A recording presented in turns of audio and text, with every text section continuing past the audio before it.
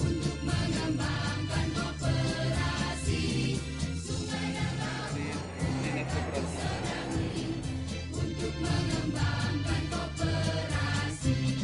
Kau cinta koperasi. Kau cinta koperasi.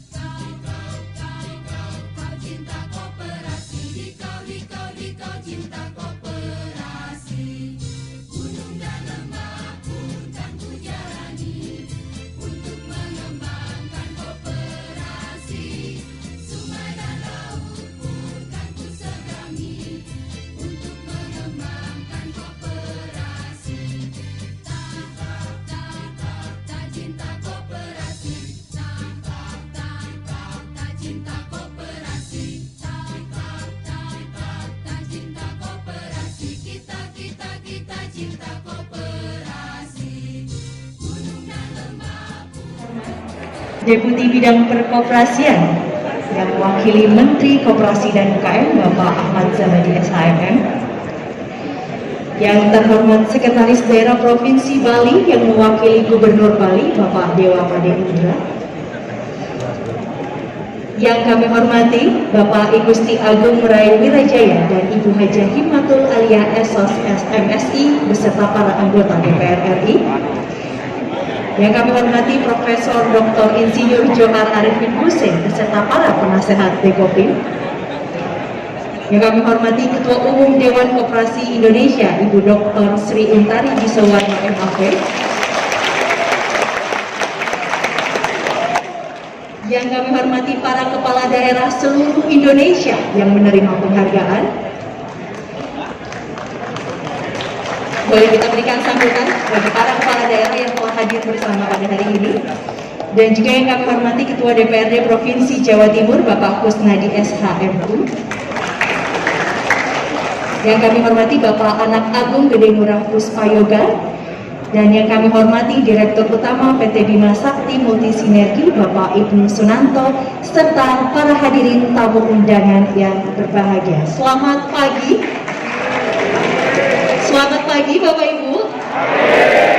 Selamat pagi dan selamat datang dalam acara peringatan Hari Koperasi Nasional ke-75 tahun. Perkenalkan, saya Diana Linda yang akan memandu rangkaian acara pada hari ini. Jadi Bapak Ibu, mari kita bersama-sama bangkitkan semangat dan membangun kembali koperasi Indonesia agar lebih maju dan bangkit dari masa pandemi. Boleh kita menyanyikan lagu kebangsaan Indonesia Raya diiringi paduan suara KSP Sila Bukti dari Besakih, Karangasem, Bali. Kita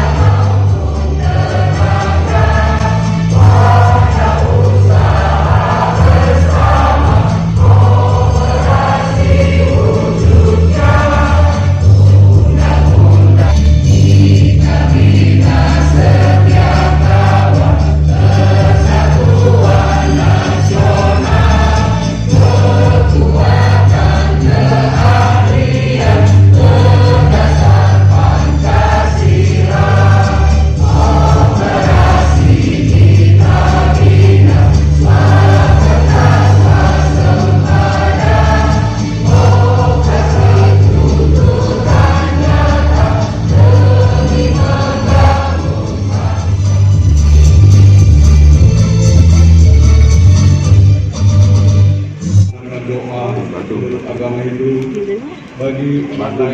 Mohon ini saja. Om Mari Namastu Namo Surya. Om yang ini Tuhan yang Maha Bijaksana, rasukilah raga dan jiwa kami dengan sinar suci kebijaksanaan dan cahaya cemerlang. Semoga acara ini menjadi spirit membangun kekeluargaan, kebersamaan, dan semangat gotong royong melakukan transformasi koperasi untuk ekonomi berkelanjutan. Lagi, mari kita saksikan persembahan pembuka peringatan Hari Koperasi Nasional ke-75 tahun, persembahan tari pendek dari Dewan Koperasi Wilayah Bali.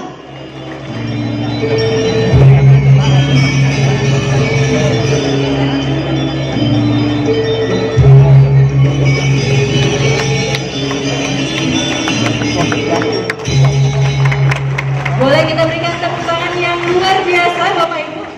Bintang 8 ribuan peserta gerakan koperasi ke Bali tentu memiliki kontribusi yang luar biasa dalam gerakan pariwisata. Sekali lagi terima kasih yang menilai tema peringatan Hari Koperasi ini sungguh tema yang paling aktual, paling tepat saat ini, yakni tentang kondisi pangan dan tentang energi terbarukan. Hari ini 75 tahun yang lalu, Gerakan Koperasi menetapkan 12 Juli sebagai Hari Koperasi. Selain sebagai Hari Koperasi, 12 Juli ini adalah hari lahirnya Dewan Koperasi Indonesia yang saat itu bernama SOKRI, Sentra Organisasi Koperasi Rakyat Indonesia. Penetapan Hari Koperasi dalam Kongres pertama Koperasi Indonesia masih dalam atmosfer perjuangan mempertahankan kemerdekaan. Para utusan gerakan koperasi dari seluruh Indonesia menetapkan 10 keputusan. Antara lain adalah kemakmuran rakyat harus dilaksanakan berdasarkan pasal 33 Undang-Undang Dasar 1945 dengan koperasi rakyat dan koperasi ekonomi sebagai pelaksananya. Kongres koperasi pertama ini telah memutuskan pula bahwa distribusi barang-barang penting harus dilaksanakan oleh koperasi. Artinya, substansi dari semangat 12 Juli adalah gerakan koperasi mengambil peran penting dalam usaha-usaha kemakmuran rakyat. Orientasi inilah yang akan terus kita gelorkan bersama untuk mencapai tujuan kebangsaan kita, melaksanakan cita-cita Indonesia merdeka. Selamat Hari Koperasi ke-75 tahun 2022. Dari Bali, saya ucapkan koperasi kuat, Indonesia berdaulat, rakyat sejahtera. Ayo berkoperasi.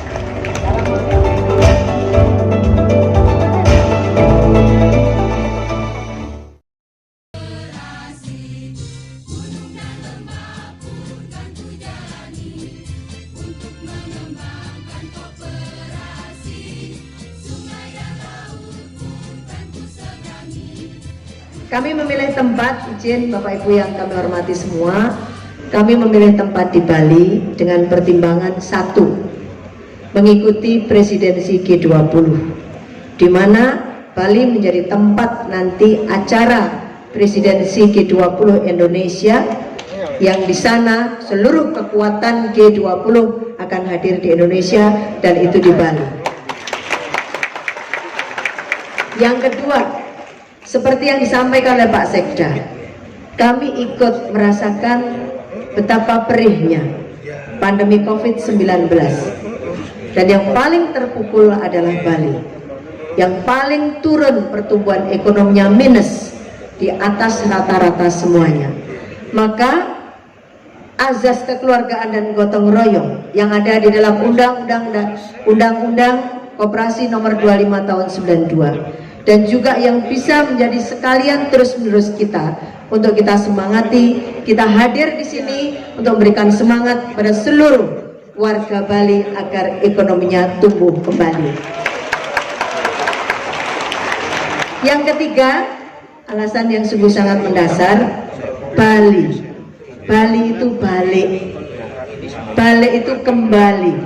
Apa yang mau kembali? Jati diri koperasi sebagai entitas yang kuat untuk mengembalikan jiwa kemandirian dan gotong royong, agar kemudian kita bersama-sama bisa mewujudkan menjadi penyumbang ekonomi Indonesia, apalagi nanti kalau pasal 33 ayat 1 itu betul-betul dilaksanakan, koperasi bisa menjadi soko guru ekonomi bangsa.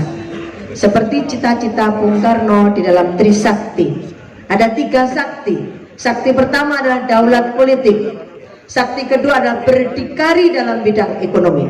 Ini yang mengikuti kita. Sakti ketiga adalah berkepribadian dalam bidang kebudayaan.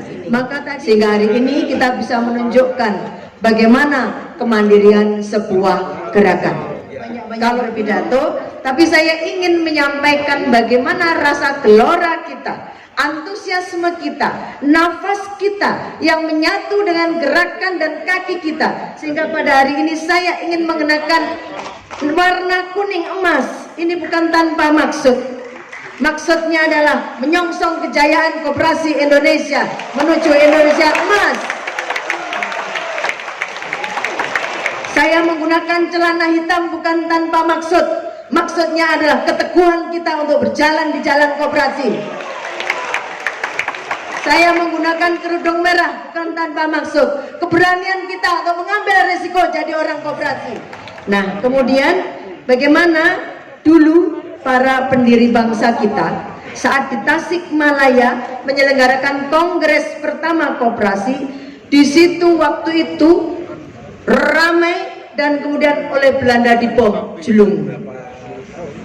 Kenapa? Karena terdapat gerakan rakyat yang luar biasa. Maka kemudian kita mencoba untuk membangun spirit juang itu dari kita semuanya, agar kita selalu bergotong royong, berkumpul dan penuh kemandirian bersama-sama untuk membangun koperasi Indonesia. Semangat itu masih kita saksikan hari ini. Semangat untuk menunjukkan kekuatan revolusioner, semangat untuk memperjuangkan cita-cita Indonesia merdeka. Kalau nanti kita bisa semuanya ini bersama-sama, mari kita gotong dan kita tingkatkan antara UKM dan koperasi berduyun-duyun bersama-sama, maka kita akan mampu menjadi kontributor ekonomi tidak kurang dari 20% menuju Indonesia emas. Dan itu hanya bisa kita lakukan kalau kita mampu teguh, mampu betul-betul menanamkan jati diri koperasi kita, mampu menjadikan perjuangan kita ini perjuangan bersama-sama.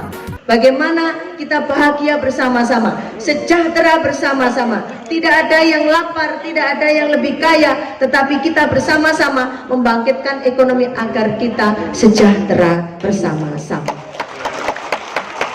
Ekonomi Pancasila ini salah satunya yang akan menjadi agregator adalah Gerakan Koperasi Indonesia.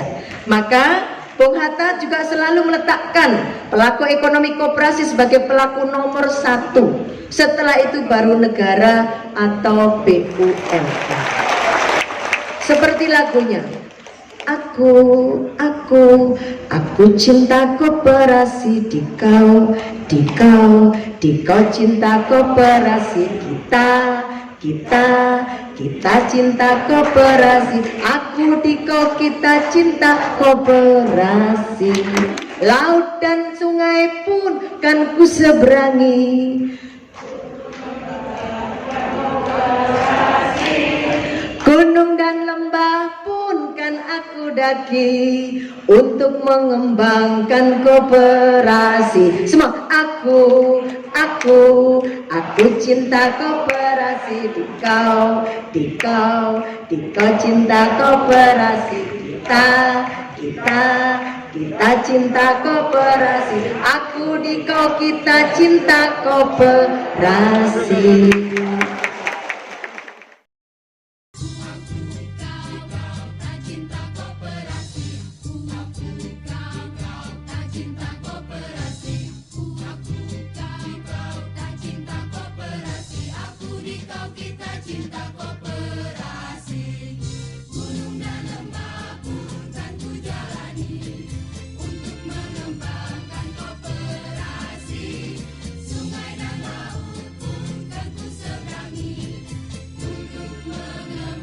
Tanah air. Pada momentum ini pemerintah menggelorakan semangat berkoperasi pada generasi muda, di mana generasi muda sebagai agen pembangunan harus kita bekali dengan pengalaman berusaha serta pembangunan karakter berbasis nilai gotong royong yang keseluruhannya dapat diperoleh melalui koperasi. Saat ini struktur ekonomi Indonesia didominasi oleh usaha mikro yang mencapai 97% dengan omset 2 miliar rupiah ke bawah per tahun. Hal ini sebagian besar bergerak di sektor usaha pertanian, fashion, kuliner, dan sektor usaha lainnya. Kondisi ini membuat koperasi memiliki potensi besar untuk mengkonsolidasi atau mengagregasi usaha kecil ini untuk masuk ke dalam skala ekonomi atau naik kelas.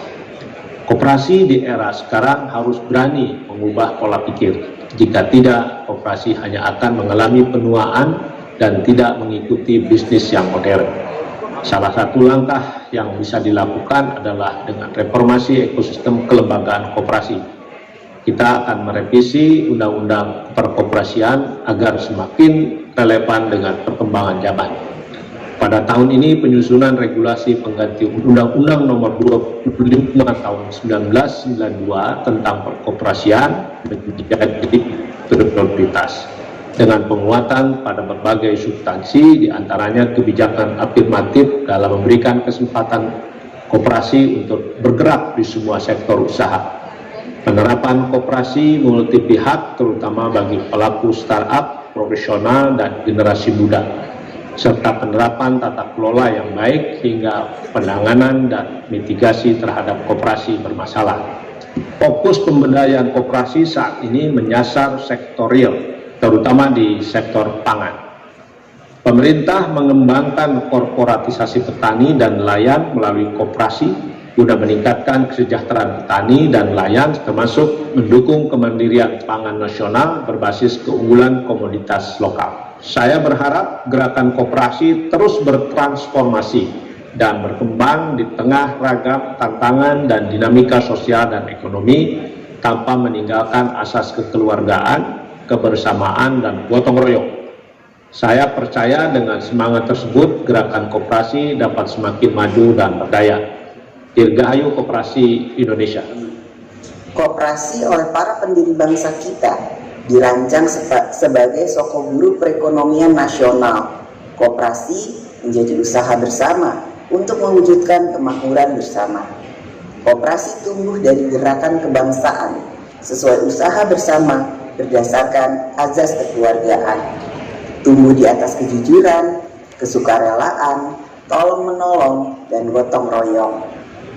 Koperasi mendidik kita untuk percaya pada kekuatan sendiri, kekuatan untuk menempa ekonomi rakyat yang lemah menjadi kuat. Untuk itu dibutuhkan gotong royong dari kita semua untuk membuat koperasi selalu relevan dengan tantangan zaman terbaru. Kita tahu bahwa ekonomi sudah berkembang begitu cepat dan semakin kompleks bentuk-bentuknya. Dulu perkembangan ekonomi banyak yang berbasis pada sumber daya alam. Kemudian kita melihat pesatnya perkembangan ekonomi digital, seperti berbagai startup yang menjadi kantung baru pertumbuhan. Lalu sekarang pun ekonomi digital juga sedang mengalami penyesuaian, dan dunia seperti sedang menanti bentuk ekonomi berikutnya akan seperti apa. Ya. Koperasi Indonesia tidak boleh tertinggal kereta kemajuan zaman. Bahkan di Indonesia, seharusnya koperasi perlu menjadi lokomotif kemajuan ekonomi bangsa. Koperasi Indonesia harus bisa cepat beradaptasi, gesit, kreatif, inovatif, tidak takut bersaing dengan pelaku ekonomi lainnya. Untuk itu, di peringatan Hari Koperasi Indonesia ini, saya mengajak agar koperasi di Indonesia harus selalu mengingat jati dirinya sebagai bentuk ekonomi gotong royong. Semua koperasi di Indonesia harus saling bergotong royong, membuat jaringan, saling menguatkan, membangun ekosistem untuk sama-sama berkembang. Ingat bahwa di gotong royong itu tidak ada yang maju sendiri-sendiri. Di gotong royong itu, ketika ada satu atau dua yang maju, maka semuanya ikut dimajukan, tidak ada yang ditinggalkan. Berikan maka Dewan Koperasi Indonesia bisa menyelenggarakan Expo. Expo ini ada di seputaran hotel dan dari mana-mana barang-barangnya bagus dari koperasi dan UKM binaan koperasi kita. Maka dengan ucapan Bismillahirrahmanirrahim didampingi oleh Bapak Zabati selaku Deputi Kemenkop, Ketua Panitia dan juga Bapak Sekda, mari bersama-sama kita pukulkan gong dan hidayah dan inayah Allah SWT yang widiwasa.